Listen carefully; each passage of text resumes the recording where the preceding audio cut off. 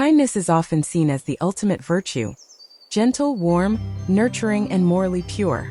It is a quality people admire, a trait we aspire to embody, and a force we believe can soften even the hardest parts of life.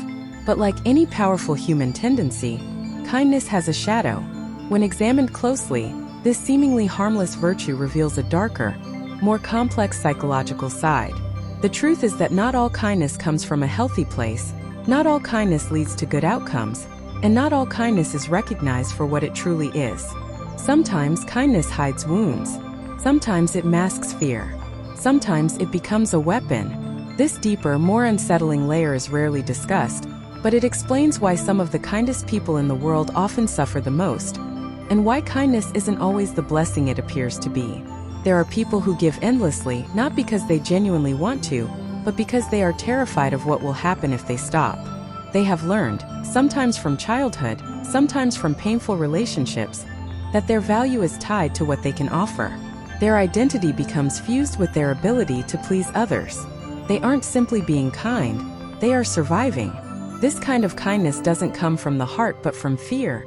And fear-driven kindness is one of the most exhausting emotional prisons a person can live in. These individuals overextend themselves, apologize unnecessarily, absorb discomfort silently, and respond to disrespect with understanding instead of boundaries.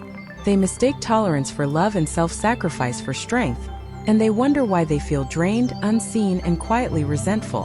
The dark side of kindness begins here, with the people who give too much because they are afraid of losing everything if they stop.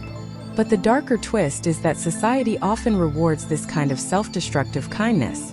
People admire the overly forgiving, endlessly patient, always available individual. They praise them for being so nice, while simultaneously taking advantage of their emotional labor. This creates a damaging cycle. The kinder the person acts, the more others expect from them. Their generosity becomes their trap. They become the reliable one, the flexible one, the one who can be called at any hour, the one who fixes emotional problems, the one who absorbs conflict. They rarely receive the same level of effort in return, yet they continue giving because they don't want to disappoint anyone. The dark side of kindness is that it attracts takers the way sweetness attracts insects. The world loves kind people, just not always in a healthy way. Another shadow of kindness emerges from guilt. Some people are kind because they cannot tolerate the idea that someone might be upset with them. They try to rescue people from discomfort, even when it isn't their responsibility. They say yes when they want to say no. They apologize just to avoid tension. They take blame that doesn't belong to them. This type of kindness is not virtue, it is emotional avoidance. Instead of developing boundaries or facing conflict, they use kindness as a shield. But shields eventually crack. The more they avoid discomfort, the more discomfort controls them. The dark side of kindness is that it can become a form of self-betrayal wrapped in a smile. In more complex psychological terms, kindness can also feed ego, superiority, or manipulation. Some people use kindness as currency. They give not from compassion but to gain leverage. Their kindness is transactional. I did this for you, so you owe me. They appear generous, but beneath the surface they are keeping score. Their smiles hide strings, and every gift becomes a quiet investment in future compliance. This form of kindness is perhaps the darkest of all because it disguises control as benevolence. It creates relationships where the receiver eventually feels trapped or obligated, even when they never asked for help in the first place. The manipulative kindness creates confusion. How can someone so nice feel so suffocating? But that's the trap. Genuine kindness frees. Manipulative kindness binds. There are also those who weaponize kindness to appear morally superior. They display kindness publicly, loudly, and dramatically, not to help others but to build an image. They thrive on being seen as the good person, the one who sacrifices, the one who gives back, the one who forgives endlessly. They need admiration more than connection. Their kindness is a performance, and behind the scenes they may be entirely different. This type of kindness silences others. If you confront them, you become the problem, because how dare you question someone so good? Their public kindness becomes their shield, and their real personality hides comfortably behind it. On the other end of the spectrum, kindness can also make people targets. Not everyone responds to kindness with gratitude. Some respond with exploitation. Toxic individuals often seek out the kindest people because they know they are less likely to fight back. They know kind people hesitate to say no. They know kind people will try to understand rather than confront, so they take more, demand more, and push more. Kindness becomes a vulnerability in the wrong hands. Some people won't harm you because you're cruel. They'll harm you because you're kind. The dark side of kindness is that it sometimes paints a target on your back. There is, too, the internal damage, the way excessive kindness corrodes a person from the inside. Many kind-hearted people suffer in silence. They suppress their anger until it grows into resentment. They hold in their opinions until they forget what they even want. They choose peace until they lose their voice. They hide their disappointment because they don't want to burden anyone. They downplay their needs because they think needing less makes them easier to love. But running from your own emotions doesn't make you noble. It makes you slowly unravel.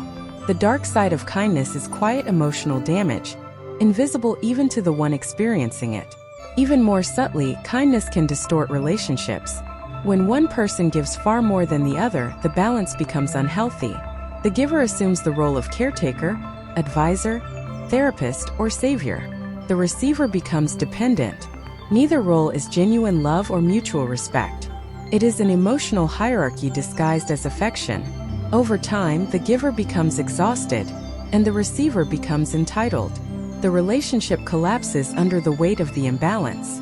People think relationships end because of cruelty, but many end because of kindness.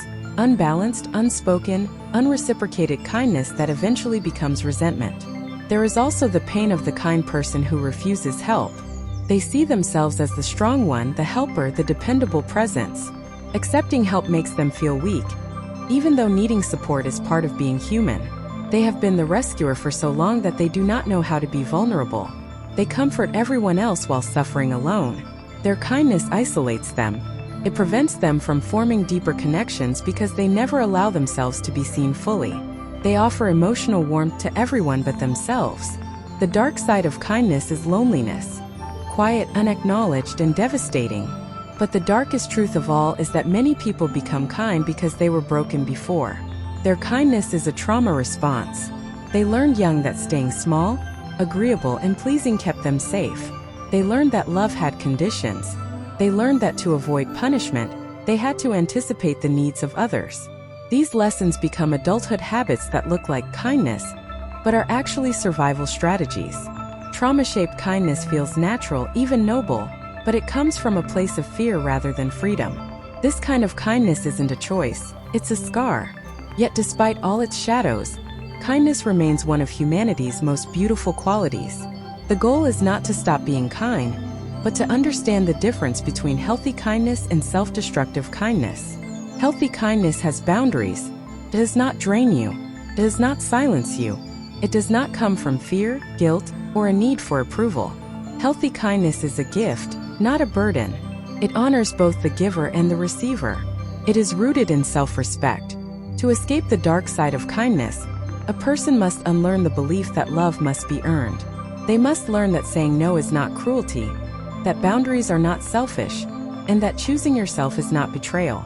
They must understand that not everyone deserves access to their generosity. Kindness should be offered freely, not extracted. It should empower, not diminish.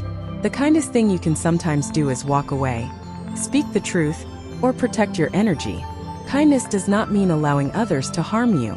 True kindness is balanced. It flows outward without draining inward. At its core, the dark side of kindness teaches one powerful lesson. Kindness is meaningful only when it includes you too.